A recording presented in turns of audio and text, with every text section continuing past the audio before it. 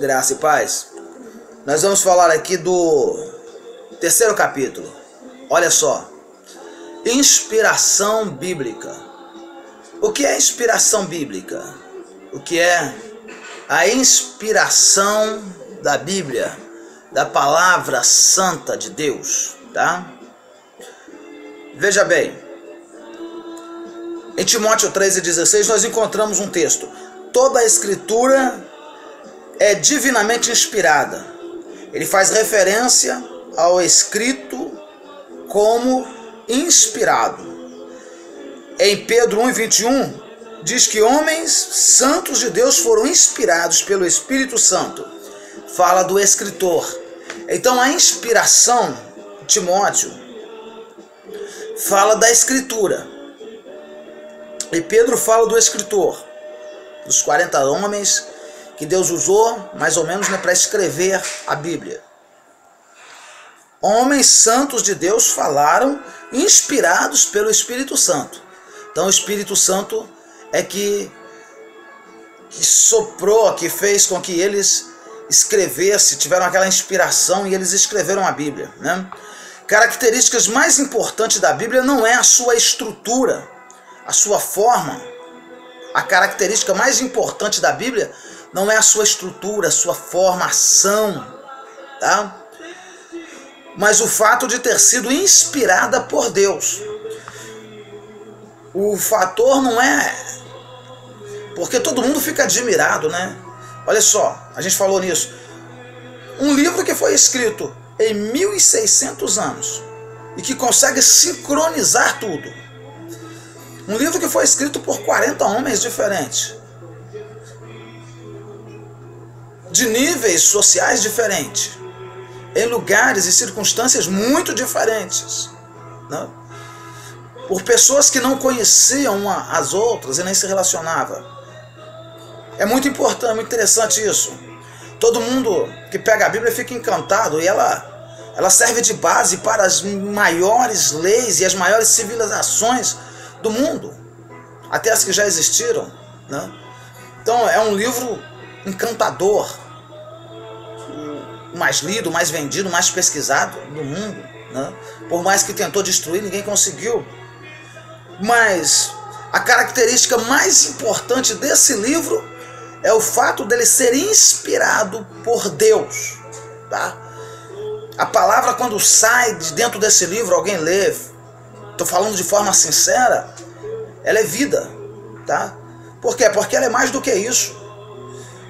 Ela é o Evangelho. O Evangelho é uma pessoa, tá? E essa pessoa é Jesus. E Jesus é o Verbo.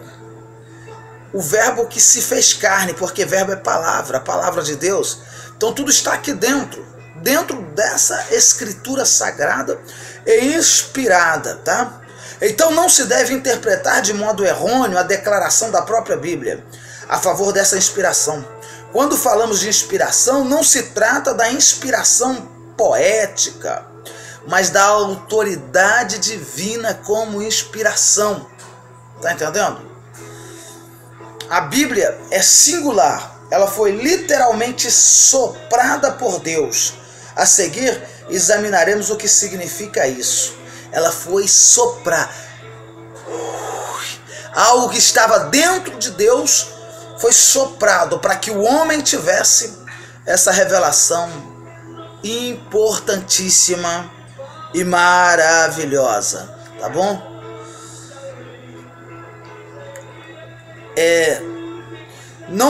Olha só,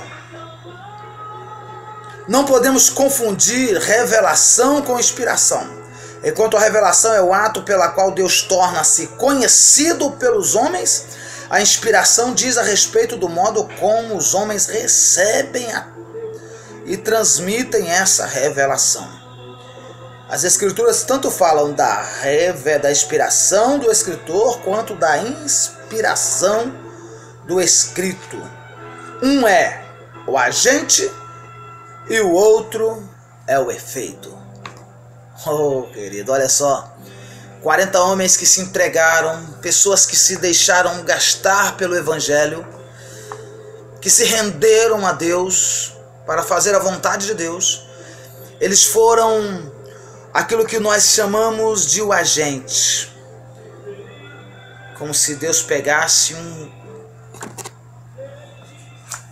carro, um veículo, colocasse algo dentro e mandasse transmitir.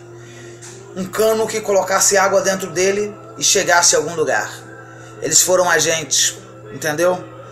E a inspiração fala do efeito. Tanto o agente como o efeito foi inspirado por Deus. Oh, querido, a revelação é importante. Então, nós temos descrições bíblicas da inspiração, tá? É uma passagem, 1 Coríntios 2 e 3, realça a mesma verdade, disso também falamos, né? Escreveu Paulo, não com palavras de sabedoria humana, mas com as que o Espírito Santo ensina, tá? Homens movidos pelo Espírito escreveram palavras sopradas por Deus, os quais são a fonte de autoridade para a fé prática, tá? A definição de teologia, definição teológica das Escrituras, né? Nós temos as definições teológicas, tá? Olha, os autores escreveram e falaram sobre muitas coisas, como, por exemplo, quanto se referiam a assuntos mundanos pertinentes a esta vida, os quais não foram divinamente inspirados. Todavia, visto que o Espírito Santo, conforme ensina, Pedro tomou posse dos homens que produziram os escritos inspirados. Podemos, por extensão, referir-nos à inspiração em sentido mais amplo.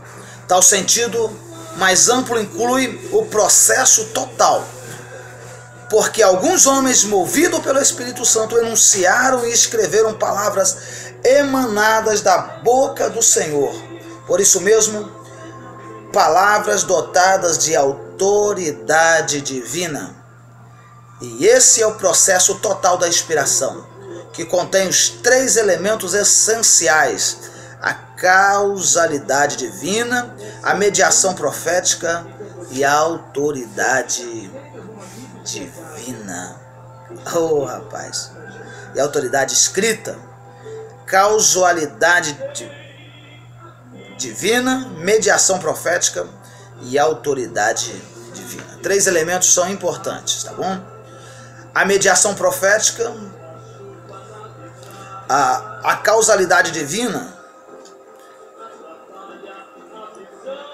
prova que Deus é a fonte primordial da inspiração bíblica. O elemento divino estimulou o elemento humano e a usou. A mediação profética é o seguinte: os profetas que escreveram as Escrituras não eram